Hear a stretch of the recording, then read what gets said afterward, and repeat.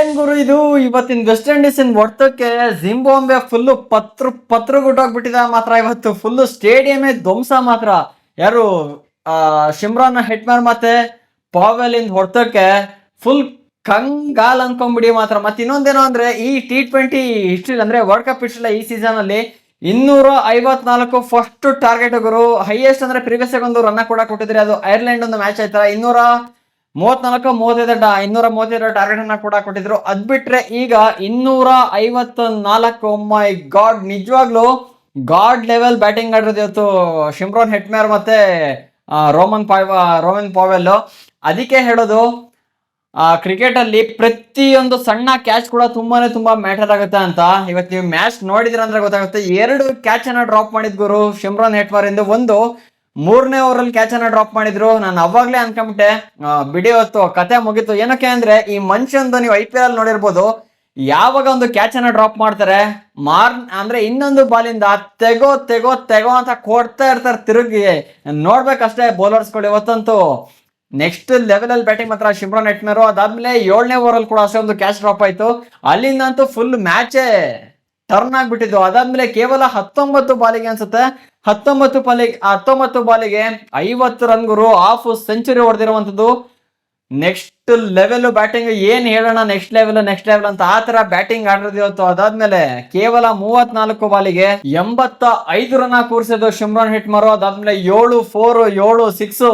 ಏನ್ ಕೇಳ್ತೀರಾ ಗುರು ಇವತ್ತು. ನಿಜವಾಗ್ಲೂ ಒಂದು ಸಲಿ ಶಿಮ್ರಾನ್ ಹೆಟ್ಮೇರ್ ಫೀಲ್ಡ್ ಅಲ್ಲಿ ಸೆಟ್ ಆಗ್ಬಿಟ್ಟ ಆ ಪ್ಲೇಯರ್ ಅಂದ್ರೆ ಹಿಡಿದ್ ನಿಲ್ಸೋದ್ ಬಹಳ ಕಷ್ಟ ಮಾತ್ರ. ನೀವು IPL ಅಲ್ಲೇ ನೋಡಿರ್ತೀರಾ ಯಾವ ತರ ಆಡ್ತಾರೆ ಅಂತ. ಇವ್ರಿಗೆ ಒಂಥರ ಸೀರೀಸ್ ಇನ್ ಭೇದ ಭಾವನೆ ಇಲ್ಲ. ಅದು IPL ಆದ್ರೂ ಸರಿ, T20 ವರ್ಲ್ಡ್ ಕಪ್ ಆದ್ರೂ ಕೂಡ ಸರಿ, ಯಾವ್ದೇ ಸೀರಿಯಸ್ ಆದ್ರೂ ಸರಿ, ಚೆಚ್ಚು ಇವತ್ತು ಅದೇ ರೀತಿಗೆ ಆಡಿರುವಂತದ್ದು. ಅದ್ರ ಜೊತೆ ಪಾರ್ಟ್ನರ್ಶಿಪ್ ಆಗಿ ರೋಮನ್ ಪಾವೆಲ್ ಕೂಡ ಅಷ್ಟೇ ನೆಕ್ಸ್ಟ್ ಲೆವೆಲ್ ಬ್ಯಾಟಿಂಗ್ ಅನ್ಕೊಳ್ಳಿ.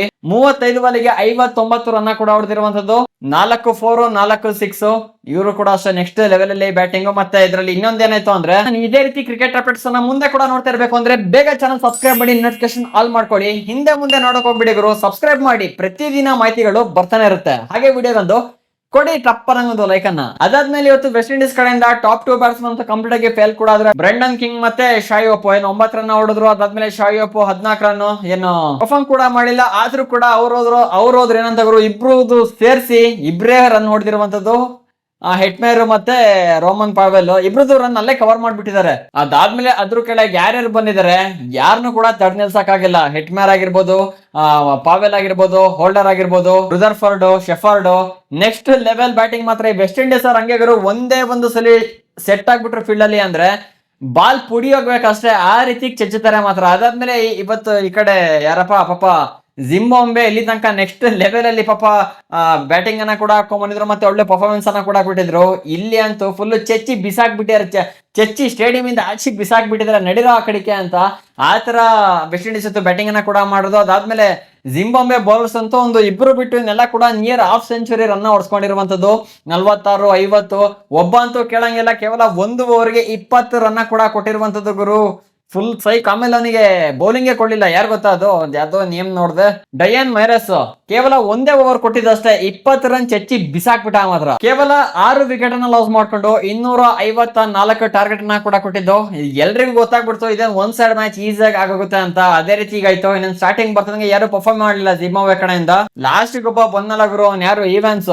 ನೆಕ್ಸ್ಟ್ ಲೆವೆಲ್ ಅಲ್ಲಿ ಬ್ಯಾಟಿಂಗ್ ಮಾತ್ರ ಆಡಿದ್ದು. ಕೇವಲ 21 ಬಾಲಿಗೆ 43 ರನ್ ಕೊಟ್ಟಿದ್ದು. ನಿಜವಾಗ್ಲೂ ಯಾವನು ಕೂಡ ಅನ್ಕೊಂಡಿಲ್ಲ ಏನೇನು ಬರ್ತಾರೆ ಆಲ್ಔಟ್ ಮಾಡಿ ಬಿಸಾಕ್ತಾರೆ ಅಂತ ಅನ್ಕೊಂಡಿದ್ವಿ.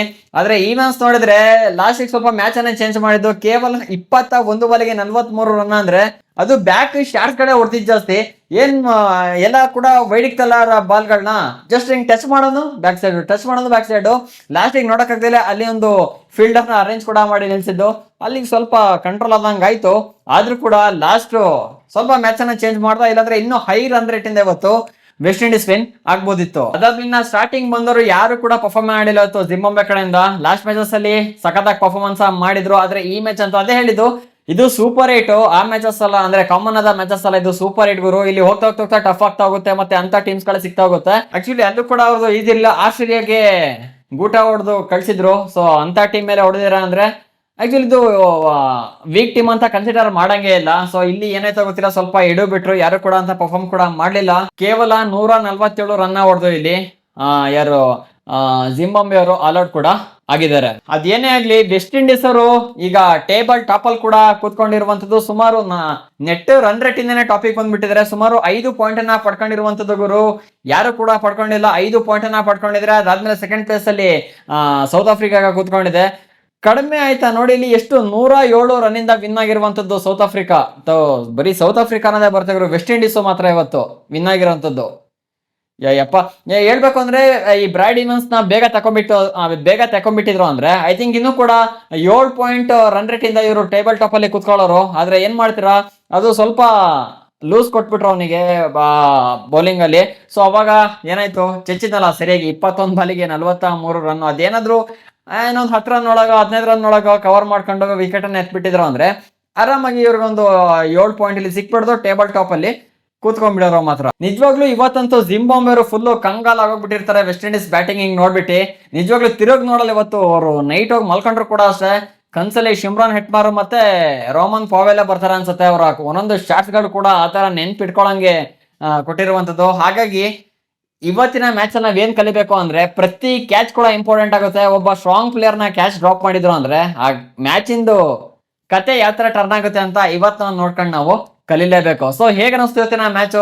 ನಂಗಂತೂ ಫುಲ್ ಸೈಕ್ ಮಾಡ್ಬಿಡ್ತು ವೆಸ್ಟ್ ಇಂಡೀಸ್ ನ ಬ್ಯಾಟಿಂಗ್ ಅಂತ. ನಿಮ್ಗೆ ಹೇಗೆ ಅನಿಸ್ತು ಅಂತ ಹಾಕಿ ಕಮೆಂಟ್ ನ. ಮತ್ತೆ ಇದೇ ರೀತಿ ಹೆಚ್ಚಿನ ಕಂಟೆಂಟ್ಗೆ ಚಾನಲ್ಗೆ ಸಬ್ಸ್ಕ್ರೈಬ್ ಮಾಡ್ಕೊಳ್ಳಿ. ಸಿಗೋಣ ಮುಂದಿನ ಇನ್ನೊಂದು ಫ್ರೆಶ್ ಕಂಟೆಂಟ್ ನ ಜೊತೆಗೆ.